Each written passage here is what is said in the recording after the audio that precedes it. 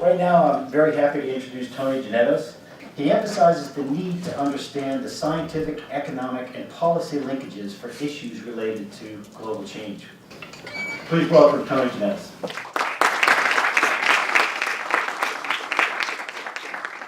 Thank you, Dave. I think that was really excessively kind. I think what Dave meant to say was that I've reached a point in my career where I no longer have any detectable specialty. So what I want to do, I have way too many slides, so I'm going to go through them quickly. But I'm going to try to do three things. I want to talk about the rationale and some of the findings of the third U.S. National Climate Assessment, which we published just last spring. Secondly, I want to talk a little bit about why do indicators of change and response actually matter? Why would we go through the effort of developing a system of indicators of how the world is changing and what we are doing about it? And then the last thing I want to do is where are we in this process of developing indicators? So what I want to start with is just talk for a couple of minutes about scientific assessments in general. These are large efforts. They involve reviews of the underlying science by what says groups of experts, but in most cases is hundreds or thousands of experts. And so it's worth asking, why would a group of scientists who, after all, aren't getting paid to do this, aren't getting really grant support to do this, why would they spend so much of their time and effort actually working on these documents?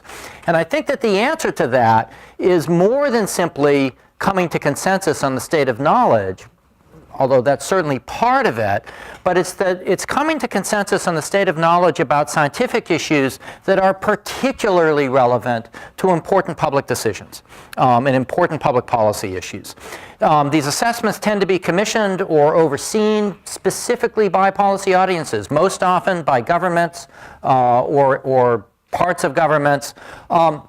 And they are meant to address both the underlying knowledge and where the major perceived uncertainties in the science are that are thought to be important for policymaking. And this set of criteria essentially characterizes most of, if not all, of the big scientific assessments that you've heard of. The Intergovernmental Panel on Climate Change being probably the premier international example.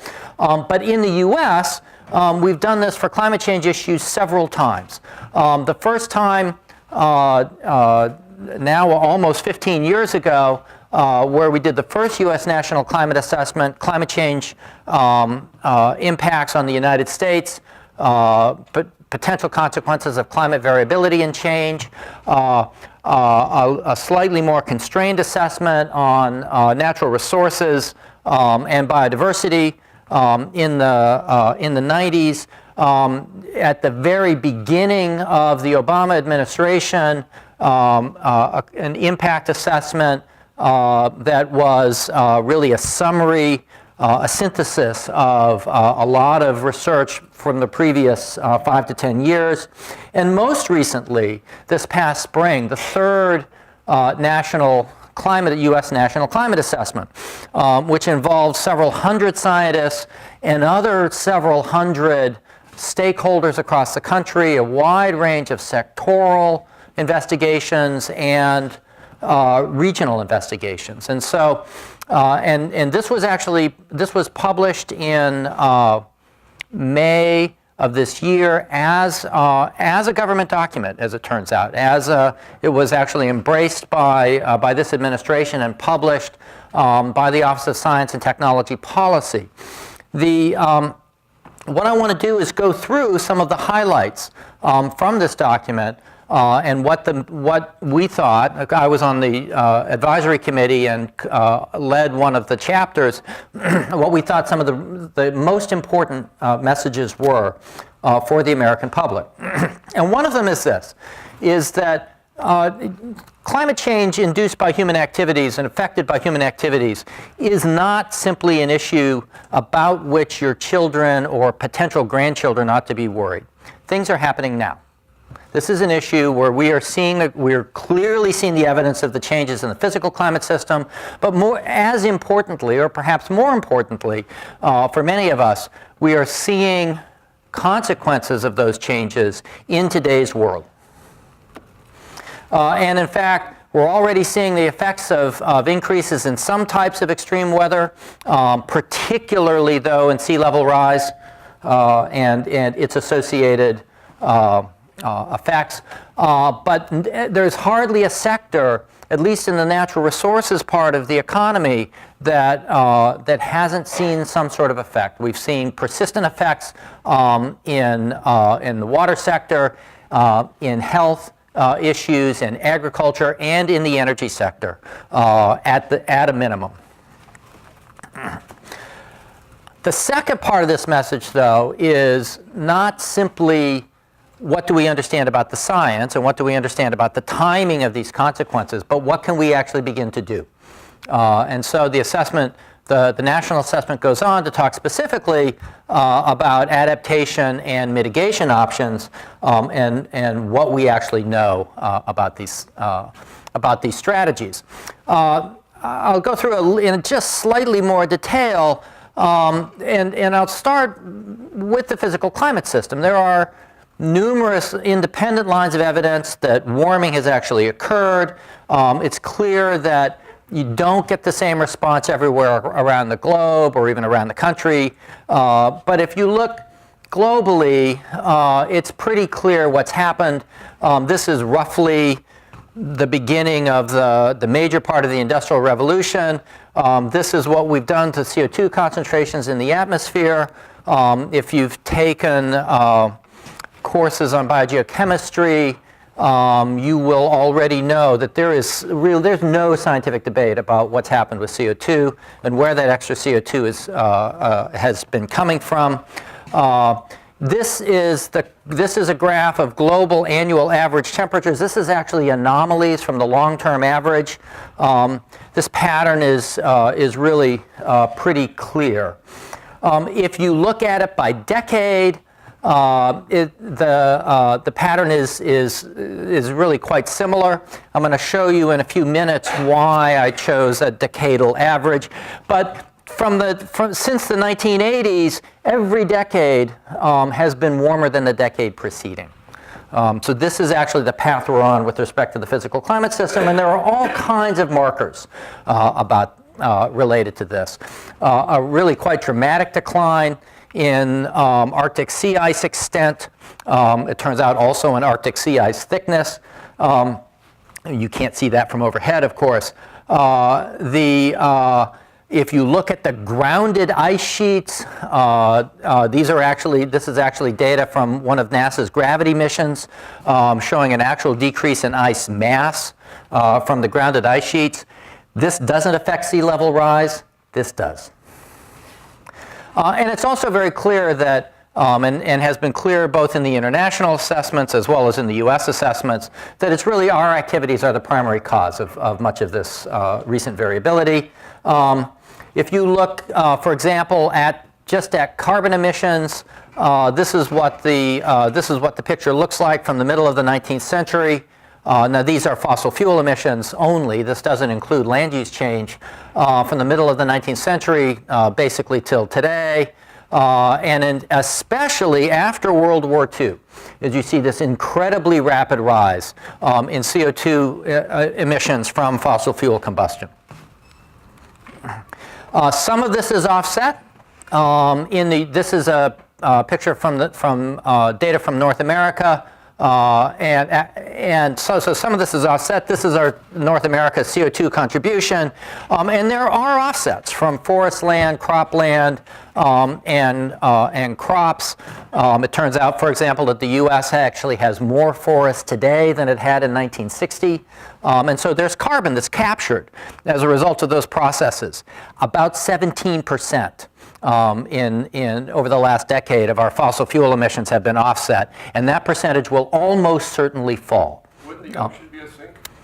Globally, the ocean is a sink. It's a sink of roughly the same size as a terrestrial sink, and there's a whole. But this is just to illustrate North America. Just right. And what we expect in the future in terms of changes in the climate system really primarily depends on what we do about emissions. And how the choices we make or the choices we are not making, would lead us to expect right now that impacts are projected to increase. And you can see this everywhere from how you look at projections of temperature change. These are results from, I think, from the Community Earth System model. I think that's the actual model that's used to do this particular simulation of two different potential futures, a lower emissions future and a higher emissions future, and what the consequences would be for global annual average temperature.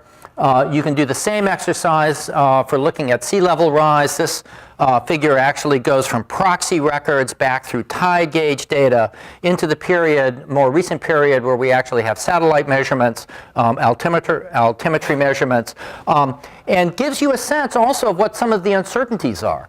That by the end of this century, we could be looking at anywhere from a foot of sea level rise, roughly a meter, to almost 2 meters. And that doesn't include the potential effects of destabilizing major ice sheets. This is primarily thermal expansion and the loss of landed glaciers. Impacts, on the other hand, are already widespread. Impacts that are clearly the consequence of changes in variability in today's physical climate system. This is the Virginia coast, and this is a NOAA product showing both, this insert is just what's happened to observe sea level rise in Philadelphia, but this is a NOAA and USGS product on the expected, or actually on the measured rise over the last century of the net, the combination of sea level rise and subsidence of the land system. And so this is just from about DC north, but you'll see this is 1 to 2 feet. Relatively stable to about a foot, and the rates of change are actually going up. We're seeing the same kind of thing for other resources, for water resources, where the western part of the country, large regions in the western part of the country have been in persistent drought for quite a number of years. And on things that are perhaps closer to home, we're seeing persistent decreases in heating demand, and at the same time, increases in cooling demand. In the US, of course, heating demand is primarily met by burning fossil fuel, whether it's oil. We still have a lot of oil stock, oil, gas, or oil heat housing stock here in New England, or natural gas. Cooling, on the other hand, is primarily satisfied by increases in electricity demand. So we're seeing these kinds of consequences, sort of even at the individual, in a sense, at the individual regional or even neighborhood level. We've seen some pretty dramatic examples of the kinds of sensitivities to extreme weather events over the last 5 to 10 years. These were the paths of Hurricanes Rita and Katrina, and all these little red dots are oil or natural gas platforms.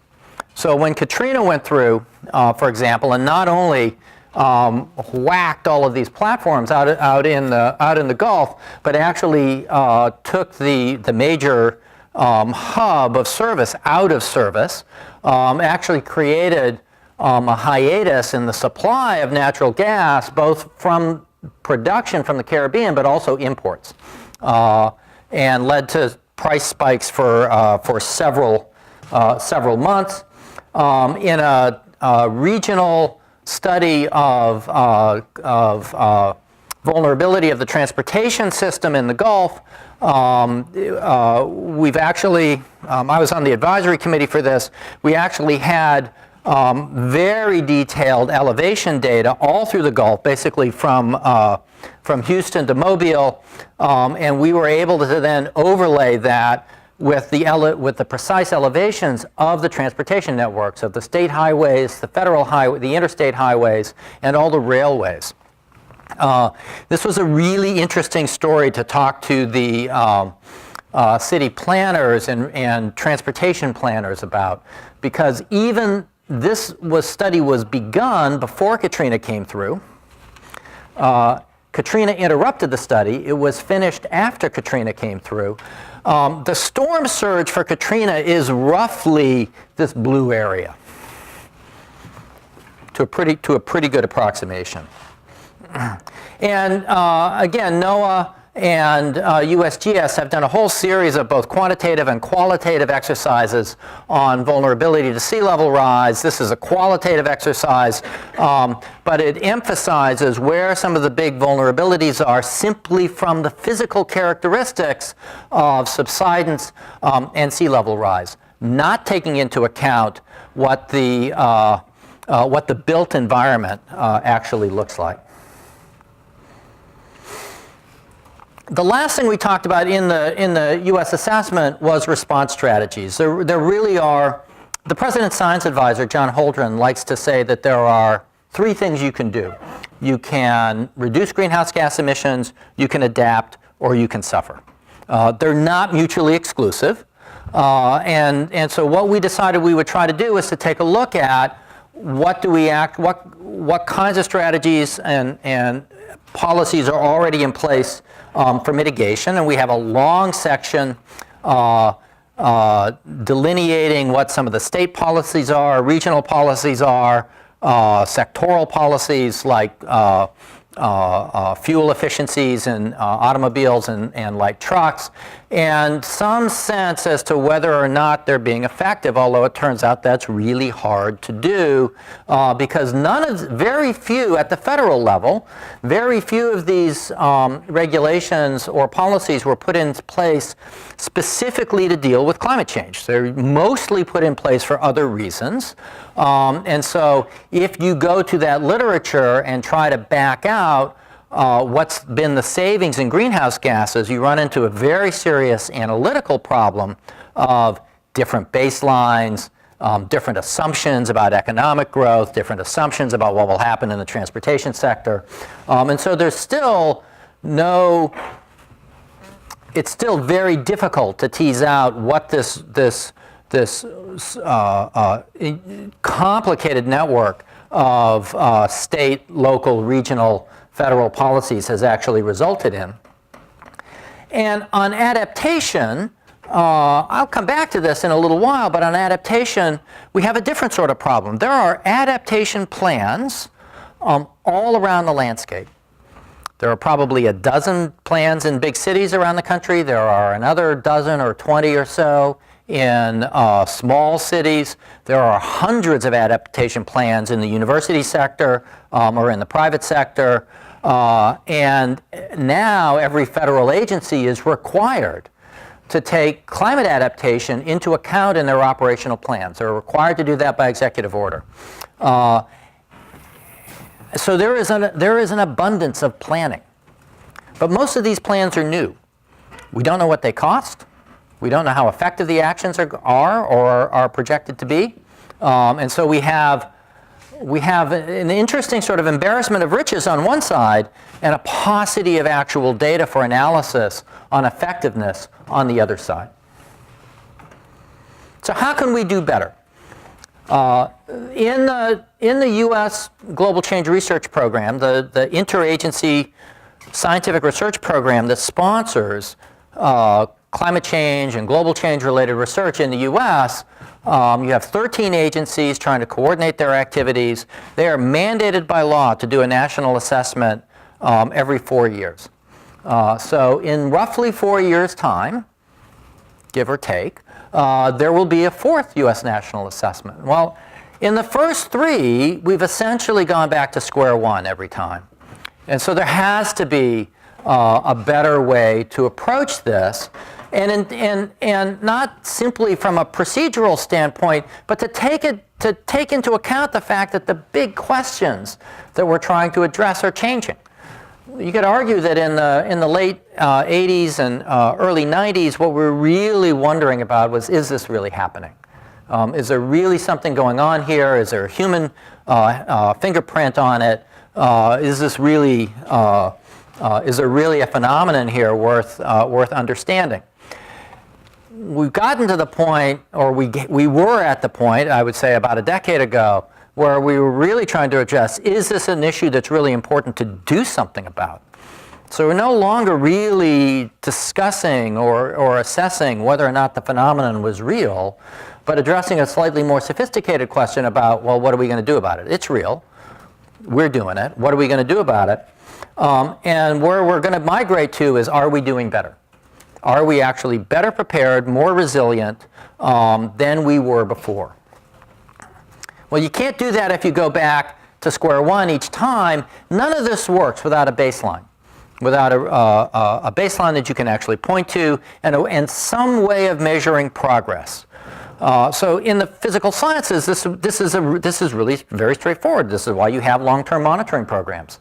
But for this kind of environmental issue that cuts across so many disciplines, so many sectors, and that has already begun to spawn all these sorts of different response strategies, this notion that you really need this system by which you can tell whether or not you're making progress turns out to be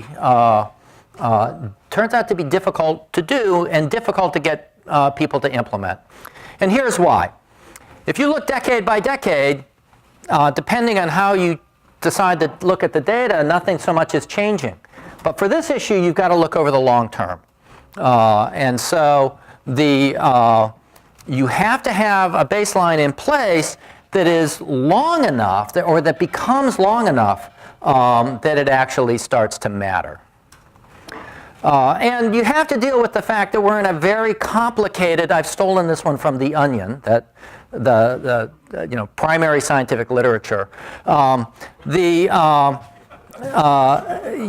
have to accept the fact that we're in this difficult, complicated, often quite contentious political discussion at the same time as you're trying to do really good, high-quality science and make it matter in a decision-making context. So there are a large number of us, and I want to make sure to point out the leadership from my colleague Melissa Kenny at the University of Maryland, who have spent the last several years working with a collection of experts and stakeholders to develop a system of indicators that has grown out of this national climate assessment process, and that we want to be implemented and in place as we start to plan the next one. And our key here is to construct an end-to-end system, one that goes from emissions, greenhouse gas emissions and sinks, to changes in the actual composition of the atmosphere, to changes in variability in the physical climate system, to a whole host of indicators on sectors and natural resources of concern, and then to begin to think about how do we construct indicators to evaluate adaptation and mitigation responses. And so what we've done is we've set out a series of goals to provide sort of meaningful and authoritative measures to inform decisions at multiple scales that are related to change in the climate system, and to provide a set of analytical tools by which a broad number of user communities could actually derive their own indicators for a particular purpose. Because at this national scale, we can't possibly be all things to all people. But if we're transparent about both data and methods, we can provide a set of tools that people can then use to customize what we've done. So we'll have a set of indicators, I'm going to show you these in just a minute, that provide a global context. These are largely related to changes in the physical system, and then a whole long set of system and sector related indicators that are defensible, that are linked to a conceptual framework, which is hardly ever done in indicator systems, that have some defined relationship to climate, that are nationally important, that are scalable where that's possible to do, and that build on or augment existing monitoring efforts where that's possible to do. And then I'll talk some about our pilot system where we're really looking, we want to kick the tires. And so we've added a very difficult criterion to look at indicators that are essentially already developed and scientifically vetted. So we've set up a whole network of interdisciplinary teams. There should be about 12 or 13 on that list. Each one of these had about a dozen people, and they were charged with doing, and we had about 9 out of the 13 agencies participate. We also had participants from the national laboratory system, from the universities, from the private sector as well, and from the NGOs, and they were charged with doing 2 things. And one is, first, constructing a conceptual model so that we could, I promise not to go through this in detail, this is the conceptual diagram from the forest sector, where what they're really trying to do is simply identify what are the major driving forces on forest ecosystems, from human decisions about forest management and demand for forest products, to change in the climate system, to changes in variability in a whole host of other environmental domains, whether it's nitrogen deposition or ozone concentrations, and changes in conflicts and competition over how the land is actually used. And so the purpose of the conceptual models is to demonstrate that the then selection of the indicators to track is not arbitrary. That it's not just a bunch of people getting around the table and saying, oh, I like primary productivity. Well, you know, I like the health of mycorrhizae or something, and that they can actually track this back to a conceptually clear understanding of how that sector works and what factors actually control its status and its extent. Some of these indicators then are global. So you've seen this graph before, and they provide, they're not necessarily specific to the US, obviously, but they provide a global context that enables you to think more clearly about national indicators. Some of them are explicitly national. This, for example, is a depiction of land cover classifications. The green is, that really shouldn't be advancing. I don't know why it's doing that. The green is where the forested land is. This is actually derived from satellite data. In this case, I think entirely from Landsat data. But forest cover, or in a sense where the trees are, is determined by much more than just climate. It's determined by land use history. It's determined by where we choose to log, so economic demand. It's determined by soil quality. But it's also clearly related to variability in the climate system over longer time frames. And so we haven't demanded that each indicator be strictly cause and effect, but that we can identify a link between how that indicator might change over time and how the climate system works. So if you look then start to look at the list, in blue are the indicators that will show up in the pilot, and in black are ones that need a little more work. Either they're not quite ready to go, or they're just going to take a little more time. And so I'm going to go back. These are for global context. And then for each of the systems that we identified, we have 3 or 2 to 4, maybe 5 different sector-specific indicators. Now this is still not very many to describe how you might expect these natural resources to be changing along with variability in the climate system, but they're a start. And so our notion is that over time, both as the science improves and as our understanding of these sectors improve, we'll be able to add to this list. So, and we've gone back even into the human domain, to the energy sector, into infrastructure, to health issues, and to mitigation issues. And adaptation and hazards is really difficult, and I'm going to come back to why that's so difficult. The way this will actually get rolled out will be through an information system that actually already exists called globalchange.gov, through what we refer to as a global change information system. And you'll, God darn it, do you know how to turn that off? Maybe if I... So, what this will enable you to do is to actually drill down into the system from an opening page all the way down to where the data actually come from. And so this is one example where we've taken, in a sense, raw data and published figures from the agencies. This is a aggregate greenhouse gas indicator for radiative forcing that is a product of the NOAA labs in Boulder. And we've actually then worked with the scientists to create sort of a common look and feel, but that's designed to be hopefully understandable by a much broader audience. So not just for our scientific peers in the peer-reviewed literature, but for a broader audience of policymakers and decision makers. At the same time, it has to be right.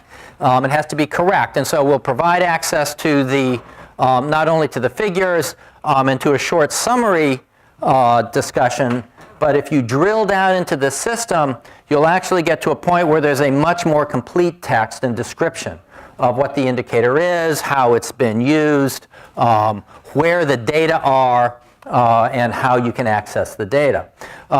For the pilot system, we'll have a way to provide feedback, both in structured form and in unstructured form, and we'll run the pilot, a subset of the full system, for about a year before we roll out the full system of indicators. We really feel like we have to kick the tires, and we understand that there's a sense in which we're looking for our keys under the lamppost because that's where the light's better.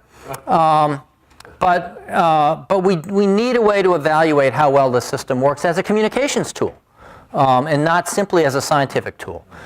So we think we're going to be okay on that, in the sense that the set that we'll start with, while not a complete set, is still a well-justified set. It still has some breadth to it, but it provides us with a way to have some structured feedback with a whole set of user communities. And so this is what we hope the pilot will do. We have a set of expectations about how these indicators will be used, but you don't really know until people start to do it.